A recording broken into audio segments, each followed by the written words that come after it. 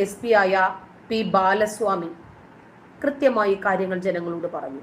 അവരുടെ മതവിശ്വാസം അനുസരിച്ചിട്ട് അവർക്ക് മുന്നോട്ട് പോകാം, നിങ്ങളുടെ മതവിശ്വാസം അനുസരിച്ച് നിങ്ങൾക്ക് മുന്നോട്ട് പോകാം. 6 പേര് ഹിന്ദുക്കളും 2 പേര് മുസ്ലിങ്ങളുമാണ് ഈ പ്രശ്നങ്ങൾ ഉണ്ടാക്കിയ ആളുകൾ. ഇവരുടെ രാഷ്ട്രീയ ബന്ധമൊന്നും സ്ഥിരീകരിച്ചിട്ടില്ല. ഈ സംഭവങ്ങളുടെ അടിസ്ഥാനത്തിൽ അറസ്റ്റ് നടന്നിട്ടുണ്ട്. നിലവില് മേദക് ജില്ലയിൽ നിരോധനാജ്ഞ പ്രഖ്യാപിച്ചു. പോലീസ് പരിശോധനയും കർശനമാക്കി. മേദക് പോലീസ് സ്റ്റേഷൻ സമീപത്തുള്ള അസ്ഥിരോഗ ആശുപത്രി ഹിന്ദു വാഹിനിയുടെയും ഭാരതീയ ജനതാ പാർട്ടിയുടെയും അംഗങ്ങൾ വളഞ്ഞു. കർവാൻ MLA കൗസർ മൊഹിയുദ്ദീൻ മാധ്യമങ്ങളോട് ഈ വിഷയത്തെ സംബന്ധിച്ച് സംസാരിച്ചിട്ടുണ്ട്.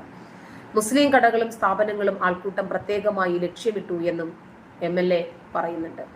ഇത് ഒരു കാര്യവുമില്ലാതെ മതത്തിന്റെ പേരിൽ മനുഷ്യൻ പരസ്പരം പോരടിക്കുകയാണ്.